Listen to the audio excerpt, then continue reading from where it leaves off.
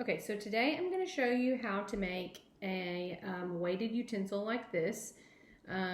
This one is a little bit smaller than the normal ones that you can buy on the medical supply companies online, because I've noticed that patients that have to use weighted utensils, typically these the ends of them are too big and they have trouble like getting the food in their mouth.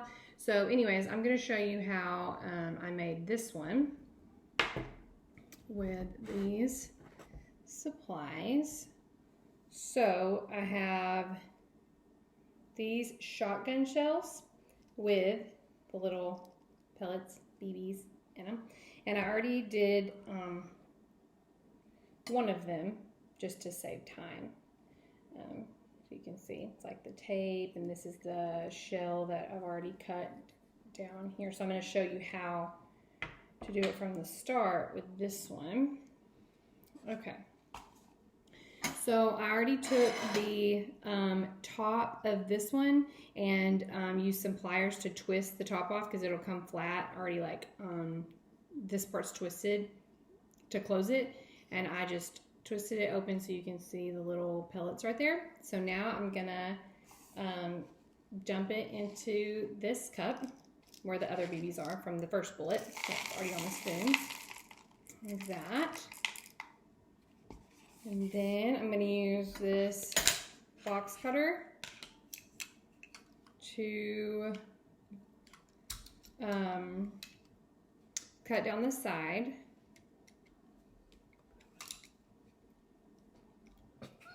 And then I'm going to go all the way down. And you're going to see in the inside that there is a little plastic piece. I'm going to keep cutting down.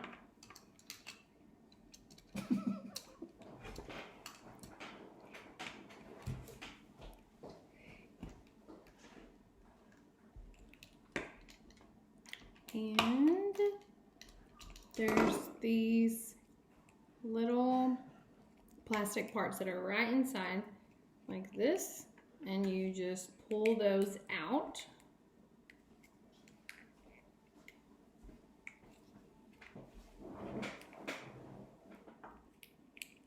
I'm just going to keep cutting it a little bit.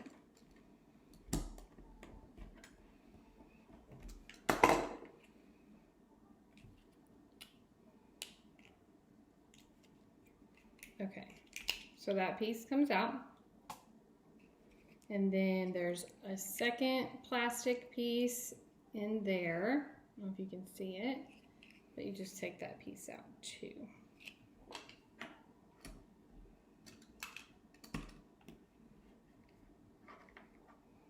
Like this.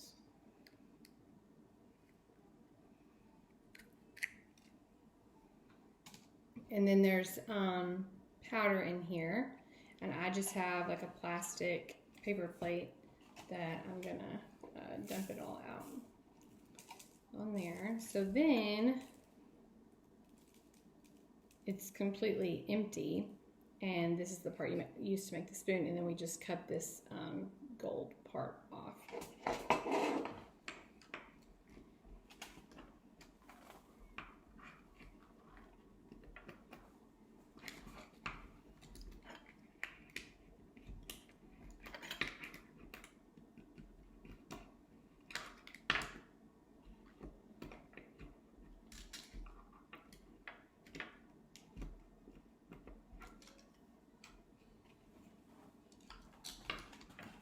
And I mean, basically it just makes a little round piece like that. So that's what goes around the spoon, which we already did the first part like that. And so I kept this plate here so I can get any of the powder or little pellets that I need to. Okay, so then this first one is already on the spoon. So like there's the top, and I'm gonna take this tunnel and put it down on this part, and then you pour like half the beads.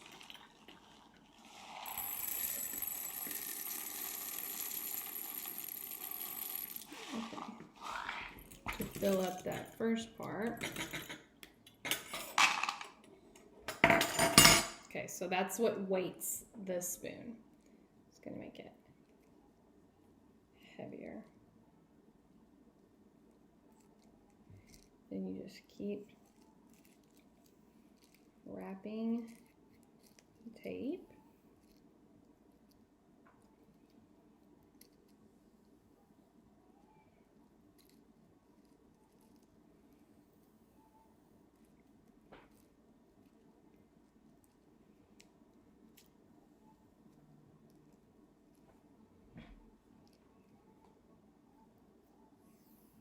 All the way around it like this.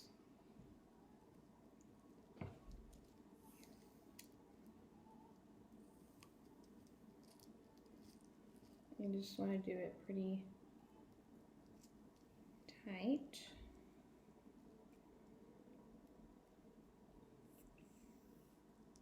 And then you do the same thing with the other half, but you'll do it like this, and it'll just go right around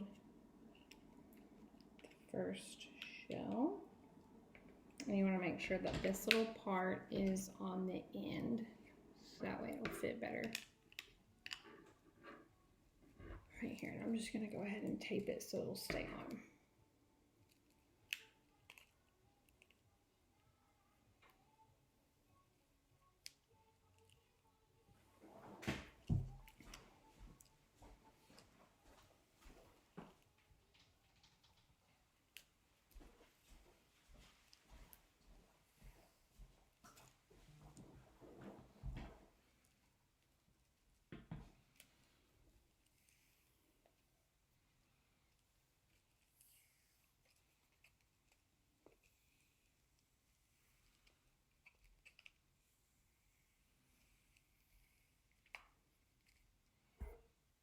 And then once you kind of get it around like this, then you just use the funnel and you pour the other half of the beads into it.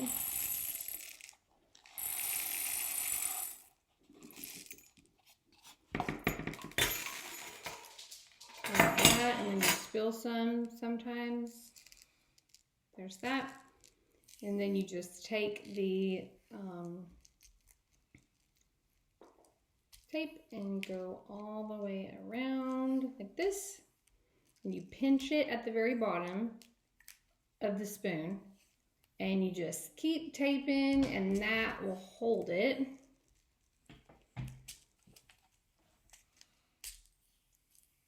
And then you'll cut your tape off, and then that's what it makes. So I'll go back around and add some more tape here and then pinch the bottom, but to save time, I'm just going to use my first one that I made and kind of show you how it works.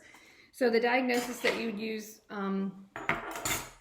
this type of equipment for is like any patient with ataxia, tremors, you know, just weakness in their hands in general.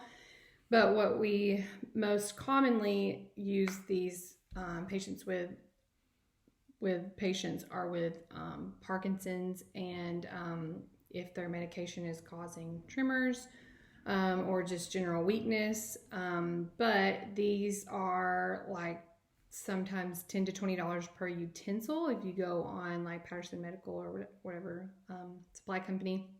And if you work in a hospital or a SNF setting, then you know that you issue these out to different patients and you put the weighted utensil on the tray, and you want them to keep it throughout their stay. And they can be used with multiple patients, so you can take it back, which is why you spend so much money on them. But if you've ever worked in one of these settings, what I was saying is, you know that they put these on the tray, and then dietary comes in and takes the tray, and a lot of times you never see these again. So we order them pretty frequently, as much as we're allowed to through the hospital with our like budget. But very easily lost. So it's good to have a way to make them for patients. And this is a very inexpensive way to make them. So I'm going to have you watch my patient use the utensil. So it's weighted, right? So if they are ataxic or shaking, then they can use perfect. And then they can use the spoon like this. And I use just like a bigger, like we used blueberries instead of a smaller food, just like that. Instead of smaller items or like liquidy items, because I feel like this is where I would probably start out with the patient to teach them so that they don't have a lot of spillage, and that way they have success with their first couple tries. And obviously you can do this with a fork or a knife or whatever utensil you want to make weighted. You can do this with a pen or pencil or whatever the patient needs.